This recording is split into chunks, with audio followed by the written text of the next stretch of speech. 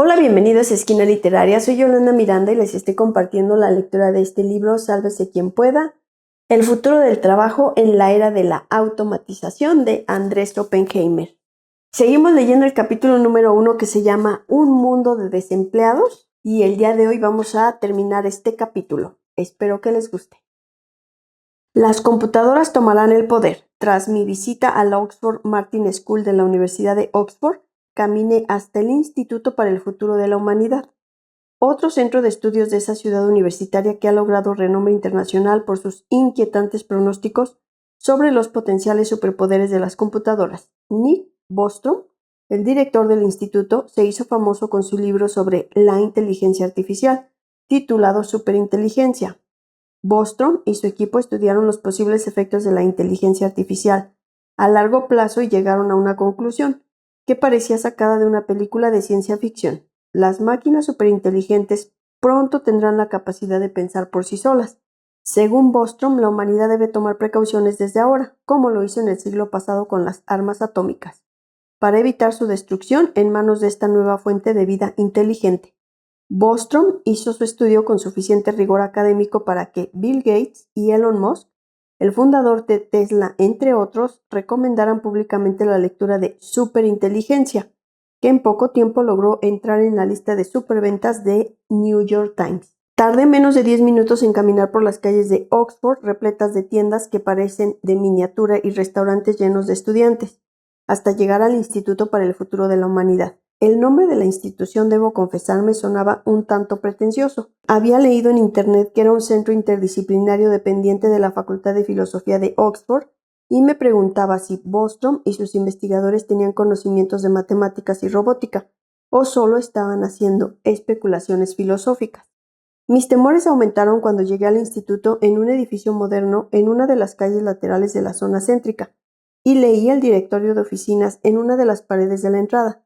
Ahí figuraban, junto con el Instituto para el Futuro de la Humanidad, otras instituciones con nombres como el Centro de Altruismo Efectivo y el Centro Uehiro de Oxford para la Ética Práctica. Ahí se habían reunido sin duda los investigadores más idealistas de Oxford. ¿Estaban anclados en la realidad o era un conjunto de filósofos y poetas bien intencionados pero un tanto ilusos, me pregunté? Sin embargo, al poco rato de entrar en las oficinas de Bostrom me convencí de que su instituto no era una guarida de soñadores.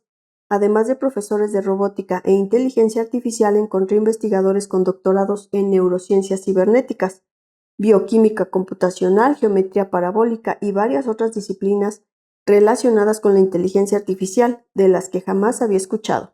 El instituto se dedica a hacer estudios sobre el impacto social y ambiental de las nuevas tecnologías a largo plazo, en 100 años o más, que no hacen los gobiernos ni las grandes empresas. Bostrom, de 43 años, oriundo de Suecia y director del instituto, estudió filosofía, matemáticas, lógica e inteligencia artificial en la Universidad de Gotemburgo, en Suecia, antes de hacer maestrías en filosofía, física y neurociencia computacional en la Universidad de Estocolmo y el King's College de Londres, y de doctorarse en filosofía en la London School of Economics. Pero su principal interés desde hacía varios años era la inteligencia artificial. Bostrom plantea que, así como Estados Unidos y otras potencias se enfrascaron en una carrera armamentista en el siglo pasado para crear armas atómicas, será difícil evitar una nueva competencia entre países o empresas por construir una inteligencia artificial que rebase la capacidad de la mente humana. De la misma manera en que en el pasado los gobiernos y las élites científicas que competían por crear bombas atómicas argumentaban que si no lo hacemos nosotros, lo van a hacer primero nuestros enemigos. Lo mismo está ocurriendo hoy con la inteligencia artificial, dice Bostrom. Estamos creando máquinas superinteligentes que en un principio seguirán órdenes específicas de una persona o de un grupo de personas, pero que en un momento determinado podrán dar un salto y tomar decisiones por su cuenta, que pueden afectar los intereses o la seguridad de la humanidad. Entonces, para evitar una catástrofe, hay que crear mecanismos de salvaguardia internacional y códigos de conducta para los investigadores y programadores de inteligencia artificial, me explicó Bostrom. Al Homo sapiens podría pasarle lo que le pasó a los caballos. Cuando le pregunté por el futuro del trabajo, Bostrom me dijo que ve muy posible que las personas nos volvamos superfluas, como les pasó a los caballos después de que se inventaron los automóviles. Aunque Bostrom es mucho menos pesimista sobre el futuro del empleo que muchos de sus colegas, afirma que el ejemplo de los caballos es perfecto para ilustrar lo que podría pasarnos a los seres humanos. Antes de la invención del automóvil, los caballos impulsaban carruajes y arados, lo que ayudaba a aumentar significativamente la productividad, recordó. Pero luego los carruajes fueron reemplazados por los automóviles y los arados por tractores, lo cual redujo la necesidad de utilizar caballos y condujo a un colapso de la población mundial de equinos. Los caballos se quedaron sin fuentes de trabajo para sobrevivir. ¿Podría ocurrir lo mismo con la especie humana cuando los robots hagan casi todos los trabajos?, se preguntó Bostrom. La población de caballos en Estados Unidos cayó de 26 millones en 1915 a solo 2 millones en 1950. Hoy día unos pocos caballos se usan como medio de transporte para los policías que recorren los parques, pero la gran mayoría de los equinos se utilizan para actividades deportivas o de esparcimiento. Con los robots que están realizando cada vez más trabajos y aumentando enormemente la productividad, el trabajo humano será cada vez menos importante, dice Bostrom. Podríamos estar yendo hacia un mundo inmensamente rico, donde la gente no necesite trabajar, o solo algunos que así lo quieran trabajarán en las artes, las humanidades, los deportes, la meditación y otras actividades destinadas a hacernos la vida más placentera. En síntesis, la automatización del trabajo y los robots podrían llevarnos a un futuro triste, como el de los caballos, o a un mundo feliz, donde ya nadie tenga que trabajar contra su voluntad, o en trabajos indeseables, afirma Bostrom. Un mundo de desempleados sería maravilloso. Cuando le pregunté a Bostrom si no le causa alarma la posibilidad de que ocurra lo contrario y nos encaminemos hacia un mundo de desempleados, respondió: no necesariamente. Podría ser algo maravilloso, dijo. Puede ser que con el tiempo, a medida que un creciente porcentaje de la sociedad deje de trabajar, la percepción de la gente sobre el desempleo cambie y el trabajo no sea visto como algo positivo o indispensable. Mi principal temor no es el desempleo. En cierto sentido, el desempleo podría ser nuestra meta, lograr que las máquinas puedan hacer las cosas que actualmente solo podemos hacer los humanos, para que no tengamos que trabajar más, me dijo. Cuando lo miré con una mezcla de sorpresa y escepticismo y le dije que el trabajo es no solo una fuente de ingresos, sino también un factor clave para nuestra autoestima, Bostrom me dijo que estaba equivocado. Un mundo donde quienes no trabajan sean bien vistos no sería nada nuevo, afirmó. En siglos pasados los aristócratas veían el trabajo como algo sucio, que solo hacían los plebeyos. Los aristócratas se dedicaban a socializar, a leer poesía y a escuchar música. Sin embargo, gozaban del más alto estatus social y estaban convencidos de que llevaban vidas plenas, argumentó. La idea de que el trabajo es algo que da sentido a nuestra vida es un concepto relativamente nuevo y puede ser transitorio, me dijo Bostrom. Un mundo con una economía superproductiva, gracias a los robots, podría subvencionar a todos los seres humanos y el concepto del trabajo podría revertirse, agregó. Al ver que no me había convencido del todo, Bostrom prosiguió señalando que hoy en día ya existen sectores de la sociedad que no tienen trabajos convencionales como los estudiantes y que, sin embargo, llevan vidas con un propósito que goza de gran aprobación social. Y también hay países como Arabia Saudita, donde gran parte de la sociedad no trabaja, tiene un ingreso garantizado y es bien vista. Históricamente, si tú te fijas en la gente de estatus social más alto en el pasado, era la que no tenía que trabajar para vivir. Trabajar era un indicador que eras de clase baja. La forma más deseable de emplear tu tiempo era tocar música, salir de cacería, beber con tus amigos, cuidar tus jardines, viajar o hacer otra cosa que te gustara, y no estar forzado a trabajar, dijo Bostrom. Nuestra era actual es atípica, en el sentido de que la gente con mayor estatus social son los presidentes de empresas, los doctores, los abogados, los políticos, toda la gente que trabaja durísimo todo el día, pero esa no ha sido la norma a lo largo de la historia. ¿Podremos ser felices sin trabajar? Pero volviendo al ejemplo de Arabia Saudita, ¿están contentos los sauditas que no trabajan?, le pregunté a Bostrom. No, hay una fracción bastante grande de la juventud que no está muy contenta, porque quieren trabajar y no pueden cambiar la sociedad en la que viven, pero eso es un tema cultural. Depende de la cultura imperante. Con la cultura correcta, una sociedad de desempleados podría ser fantástica, mientras que con la cultura equivocada podría ser un infierno, respondió. Para poder llegar a la meta de una sociedad de desempleados felices, tendríamos que resolver dos problemas básicos. el desafío tecnológico de asegurarnos de que las máquinas inteligentes hagan lo que queremos que hagan, y el desafío económico de que los trabajadores que pierdan sus empleos por las nuevas tecnologías tengan un ingreso garantizado. Por suerte, en la hipótesis de que las máquinas inteligentes producirán un enorme crecimiento económico gracias a la posibilidad de automatizarlo todo, habría recursos suficientes. Sería una cuestión política resolver cómo se distribuirán esos recursos.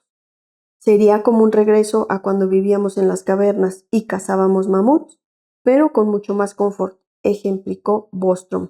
El hombre de las cavernas no trabaja mucho. Cuando 40 hombres cazaban un mamut, había suficiente comida para alimentar a todo su grupo durante 2 meses. Ellos no se peleaban por cuán grande sería el pedazo que le correspondía a cada uno. De manera similar, con la revolución de la inteligencia artificial, si se da de esta forma, sería el equivalente a una gran caza del mamut para la humanidad. En lugar de pelearnos sobre cómo exactamente dividir el botín, aunque unos reciban un poco más que otros, habrá más que suficiente para que todos recibieran algo, explicó. Algunos trabajos desaparecerán, pero la mayoría se transformará. Bostrom no está totalmente convencido del estudio de sus colegas de Oxford, según el cual 47% de los empleos corren el peligro de desaparecer por la automatización. Según me explicó, la metodología de ese estudio fue una buena idea, pero no deberíamos confiarnos demasiado en ninguna cifra en particular. El porcentaje de 47% puede ser debatible. Bostrom explicó que será muy difícil a corto plazo automatizar empleos que requieren inteligencia creativa, inteligencia social o sentido común, porque falta bastante tiempo para que la inteligencia artificial sea tan buena como los humanos en esos campos. Por ejemplo, uno de los trabajos más susceptibles a la automatización en casi todos los estudios sobre el futuro de los trabajos son los agentes de seguros. En teoría, un agente de seguros recopila datos y los procesa, o sea, hace una labor rutinaria que un algoritmo puede realizar fácilmente y mejor. Sin embargo, cuando hablo con agentes de seguros me doy cuenta de que necesitan tener relaciones comerciales, necesitan negociar bastante, decidir qué le conviene más a cada cliente a largo plazo, y necesitan venderle sus productos a la gente, convencerlas, jugar al golf con ellas, señaló Bostrom. Además, hay algunos trabajos que son rutinarios a primera vista, pero que requieren mucho sentido común, agregó Bostrom. El sentido común es algo muy difícil de automatizar y es necesario, por ejemplo, para saber si el plan de construcción de un rascacielos está mal porque alguien ingresó un dato equivocado en la computadora al hacer los planos. Por el momento, la inteligencia artificial no puede emular el sentido común de los humanos, explicó. ¿Qué pasará si los robots se vuelven locos? Sin quitarle mérito a la preocupación de Bostrom de que estemos creando una superinteligencia artificial que a largo plazo podría destruir a la humanidad, yo tengo un temor mucho más simple, que los robots y algoritmos que muchos ya usamos en la vida diaria de repente se vuelvan locos. En 2018, la noticia de que Alexa, la asistente virtual de Amazon, les había dado un susto a muchos usuarios al soltar una carcajada sorpresiva sin ningún aviso, dio la vuelta al mundo. Yo había tenido una experiencia parecida con la Alexa que mi hijo me había regalado para un cumpleaños y que me había dado un sobresalto mayúsculo poco antes. Alexa, una asistente virtual como Siri, vive dentro de un pequeño parlante con forma de cilindro, con una luz en la parte superior. El parlante se enciende cuando escucha la palabra Alexa, y uno puede preguntarle lo que quiera o pedir que ponga una canción, que nos dé el pronóstico del tiempo o nos pase las últimas noticias. También podemos decirle que nos ordene una pizza o que compre un libro en el sitio de internet de Amazon. Alexa ya está en más de 20 millones de hogares estadounidenses según Amazon. En casa usamos a Alexa principalmente para obtener el pronóstico del tiempo y recibir las últimas noticias de la National Public Radio. Más que nada, ha sido un buen tema de conversación, en especial cuando tenemos visitas de países donde Alexa aún no está disponible. Pero el incidente que tuve con Alexa me hizo preguntarme qué pasará a medida que permitamos que nuestra vida cotidiana sea asistida, si no dirigida, por asistentes virtuales en nuestras casas, navegadores GPS en nuestros automóviles, robots de diagnóstico médico en los hospitales y otras máquinas inteligentes en cualquier sitio. Estaba trabajando una mañana en la oficina de mi casa y de repente escuché una voz masculina en la sala de estar. Al principio ni se me cruzó por la mente que podría ser Alexa, que estaba parada sobre una mesita al lado de un sofá en la sala. porque en ningún momento le había pedido que se encendiera. Yo estaba solo, mi esposa estaba de viaje y no tenemos mascotas. No había nadie en casa que pudiera haber despertado a Alexa llamándola por su nombre. Asustado y frustrado por no encontrar ningún objeto sólido a mano con el que pudiera enfrentar a un posible ladrón, caminé lentamente hacia la sala de estar, con el corazón latiendo a toda velocidad. Una vez ahí descubrí que no había nadie, únicamente estaba Alexa, que se había encendido sola y estaba transmitiendo las últimas noticias de la radio pública. Pregunté al departamento de atención a clientes de Amazon y un representante me dijo que era un incidente inusual, que podría haber sido causado por una falla técnica. Un miembro del departamento de prensa de Amazon me dijo que el programa de radio de NPR podría haber estado en modalidad de pausa y que Alexa podría haber pensado que escuchó la palabra reanudar. Otra posibilidad era que algún radio o algún televisor prendido en la casa hubiera pronunciado la palabra Alexa, seguida de NPR, y el aparato se hubiera disparado. Pero ninguna de esas posibles explicaciones me satisfizo, porque Alexa había estado apagada durante días, si no semanas. Además, no había ningún radio o televisor encendido. Cuando escribí una columna en The Miami Herald contando lo que me había sucedido, me llovieron comentarios de lectores a quienes les habían pasado cosas parecidas con ese y otros aparatos inteligentes.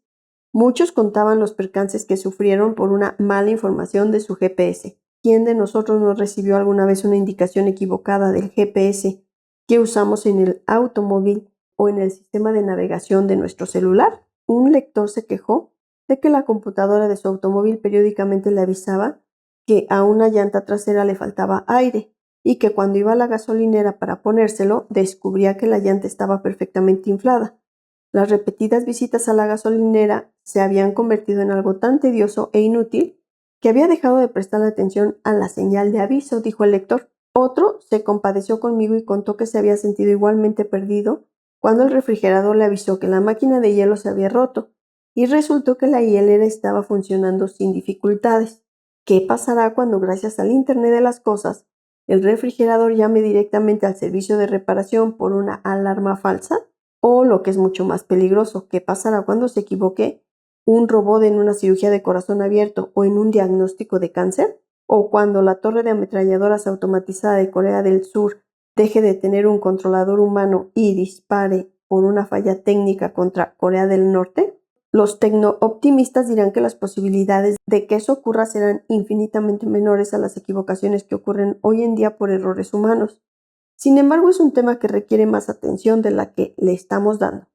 Antes de que las máquinas inteligentes se vuelvan tan astutas que puedan gobernar el mundo, deberíamos preocuparnos por una amenaza mucho más elemental, que simplemente se vuelvan locas. El futuro es esperanzador, pero la transición será cruel. ¿Cuál fue mi conclusión tras entrevistar a algunos de los principales futurólogos del mundo? Una de mis principales conclusiones, además de las que citaré en el último capítulo, fue que algunos empleos dejarán de existir, pero la gran mayoría de los trabajos no desaparecerán, sino que se transformará. Muchas de las cosas que hacemos hoy serán hechas por las máquinas inteligentes.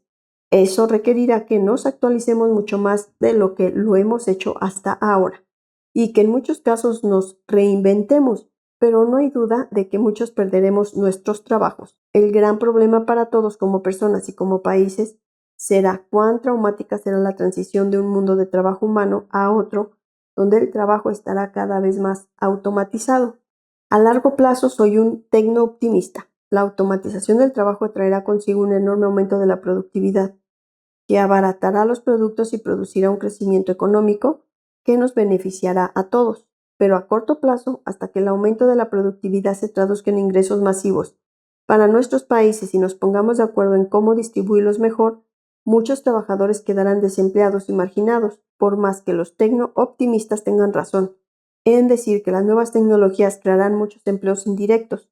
Hay un hecho indudable: las empresas manufactureras de hace 2 o 3 décadas empleaban mucho más gente que las empresas de datos de nuestros días y daban mucho más prestaciones sociales que los trabajos de servicios en la actualidad, y tardaremos bastante tiempo en cambiar la cultura imperante de exaltación al trabajo, como lo propone Bostrom, para hacer que quienes pierdan su ocupación no pierdan su autoestima y su propósito en la vida.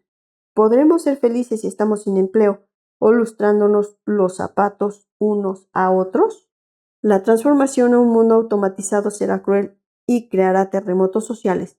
Como ya los está produciendo en muchos países industrializados, los nuevos movimientos nacionalistas y racistas, que como lo hace el presidente Donald Trump, culpan equivocadamente a los migrantes por las pérdidas de empleos y el deterioro de los salarios, están programando una falacia, pues los trabajos no están siendo amenazados por los migrantes, sino por la automatización, tal como lo demostraron los profesores Daron Acemoglu de MIT y Pascual Restrepo de la Universidad de Boston.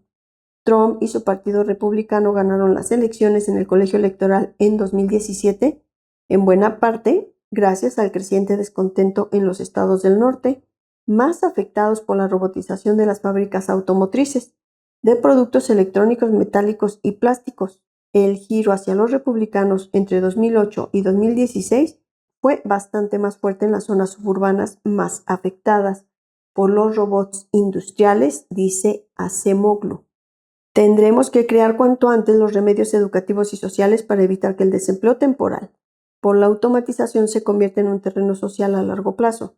Si no lo hacemos, veremos un aumento de las protestas contra la automatización que afectarán nuestras economías.